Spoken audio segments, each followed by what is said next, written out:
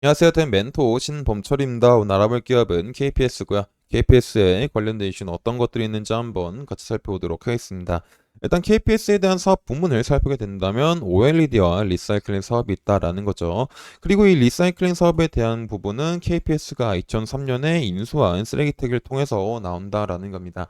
그래서 KPS가 쓰레기택을 인수하기 전까지는 이 OLED 부분에서만 매출이 나왔다라는 거죠. 그래서 KPS에 대한 매출을 간단하게 살펴보게 된다면은 이제 2023년도 1분기부터 2023년도 4분기까지 지속적으로 매출액이 증가하면서 2023년도 2분기에 영업이익이 흑자로 돌아섰고 당기 순이익 같은 경우는 4분기에 흑자로 전환이 됐다라는 겁니다. 결국 이 흐름으로 인해 가지고 2020년도부터 2022년도까지 지속되었던 적자를 딛고 2023년도 몇 년 만에 흑자로 전환이 됐다라는 거죠. 결국 KPS가 2023년도에 영업이익이나 매출액이나 당기순이익 부분이 흑자로 전환된 이유는 OLED 부분보다는 이제 셀리기트에 대한 매출액이 좋은 영향을 줬다라고 보면 될 것 같습니다.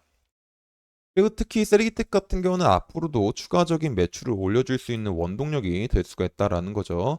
결국에 이제 셀리기텍이 하고 있는 사업을 보게 된다면은 LFP 펜 리튬 이온 배터리에 대한 재활용 부분인데 이제 중요한 게 뭐냐면은 앞으로 어떤 배터리가 이제 이 전기차 시장을 이끌어 갈까라고 보게 된다면은 가장 중요한 건 배터리 효율이겠지만은 그 효율 못지않게 중요한 게 가격 부분이다라는 겁니다. 그리고 이 가격 부분 같은 경우는 2026년도에 1kW 시당 먼저 $100에 도달하는 리튬 배터리가 이 시장을 주도할 거라고 보고 있는데 현재 이 1kW 시당 $100에 도달할 리튬 배터리는 LFP 배터리가 이제 유력하다라는 거죠. 결국 이런 LFP 배터리가 이제 2030년도가 되면은 약 55%에 대한 점유율을 차지할 것으로 예상이 되다 보니까는 이런 폐 LFP 배터리에 대한 재활용 기술이 현재 활발하게 이루어지고 있다라는 겁니다. 그리고 이제 이렇게 기대하고 있는 LFP 배터리가 이 리튬이온 배터리 시장을 주도하게 된다면 이런 폐리튬 배터리 연구를 하고 있는 셀기텍이 추가적으로 더 많은 매출을 올릴 수가 있다. 그리고 이 매출에 대한 부분들이 KPS의 실적에 반영이 되게 된다면은 이 주가에도 긍정적인 영향을 줄 수 있지 않을까라고 볼 수가 있을 것 같습니다. 근데 이제 24년도 같은 경우는 리튬이온 배터리 쪽은 조금 매출이 나오지 않는다고 하더라도 이제 OLED 시장에서 조금 활기가 돌고 있기 때문에 추가적인 매출이 나올 수가 있다라는 거죠. 왜냐면은 KPS가 이 OLED 쪽에서 어떤 사업을 하고 있냐면 이제 OLED 장비는 마스크 인장기에 대한 사업을 하고 있는데 이 마스크 인장기라는 거는 OLED 전공정 중 유기제로 증착 운영 준비 단계에서 이런 파인메탈 마스크에 대한 파인메탈 마스크를 처짐없이 정확한 위치에 인장해가지고 프레임을 고정하는 장비다라는 겁니다. 결국 이제 이런 OLED 마스크 인장기 같은 경우는 결국에 장비이기 때문에 새로운 디스플레이 패널 업체로부터 신규 증설이나 공장 증설에 대한 이슈가 나올 때 수혜를 볼 수 있는 사업 분야다라는 거죠. 그리고 24년도 같은 경우는 IT OLED 시대가 도래함으로써 디스플레이 패널 업체들이 이 시대를 선점하기 위해서 지속적으로 투자를 하고 있고 투자를 할 예정이기 때문에 이제 OLED 장비 기업들이 점점 수혜를 받을 수 있는 환경이 마련이 되고 있다라는 겁니다. 그리고 그중에서 특히 삼성 디스플레이 같은 경우는 이제 그 증착기를 이제 반입을 해가지고 추가적으로 장비에 대한 부품을 발주할 예정이고 또 삼성 디스플레이는 이 증착기가 올해 한 번에만 들어오지 않고 내년에도 들어올 수 있는 상황이 마련될 수 있기 때문에 이에 따라서 추가적인 매출 기대감을 생각해 볼 수 있다라는 겁니다. 그리고 LG 디스플레이 같은 경우도 지금 현재 조금 투자 시기가 늦기는 했지만은 24년도 한 3, 4분기쯤에는 이런 증착기를 반입을 하면서 이런 파주 P10 라인에 공장을 증설시키면서 이제 필요한 장비들을 발주를 받을 예정이기 때문에 이 KPS가 이 OLED, KPS에 대한 OLED 마스크 인장기가 어떤 채택이 될 수도 있지 않을까라고 기대를 해볼 수 있겠죠. 그래서 이런 기대감들이 실제로 일어나게 된다면 매출액이 조금 더 상승해주는 이제 긍정적인 모습을 기대해 볼 수 있다라는 겁니다. 그래서 이런 부분들이 이제 실제로 일어날지 말지 지속적으로 확인해 봐야 되기 때문에 이런 부분들은 제가 지속적으로 확인해서 여러분들한테 알려드릴 예정이다 보니까 KPS에 관심 있으신 분들은 제 영상을 시청해 주시면 감사하겠습니다. 그래서 이제 KPS에 대한 주가를 한번 간단히 살펴보도록 하겠습니다.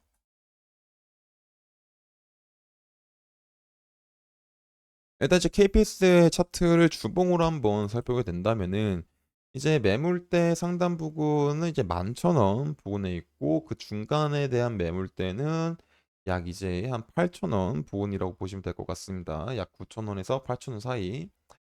그리고 그 과정에서 이 매물대 과정에서 이 부근은 장기 이평선이 120평선이 닿아 있는 부분이기 때문에 이 부분에서는 소폭 눌림이 발생할 수가 있다라는 겁니다. 그래서 이런 흐름들을 이제 일봉에서 조금 더 자세하게 살펴보게 된다면은 일봉에서는 이제 지속적으로 이런 12,350원에서부터 5,200원 부근까지 하락을 했다가 이제 이런 5,660원 부분에서 거래량을 동반한 이제 상승이 나왔다. 그리고 그 다음 날에도 큰 상승을 하진 못했지만은 거래량이 터지면서 큰 상승을 못했지만은 이 캔들이 그래도 이제 하락을 의미하는 캔들은 아니기 때문에 이제 뭐 매도세가 그렇게 강하지 않을 수가 있다라는 거죠. 그래서 지금 이렇게 하락을 하고 다시 반등이 오고 있긴 하지만은 이 반등에 대한 거래량은 이 전 거래일 대비 굉장히 약하기 때문에는 굉장히 약하기 때문에 조금 신뢰성에 대해서는 조금 크게 신뢰할 수가 없다라는 거죠.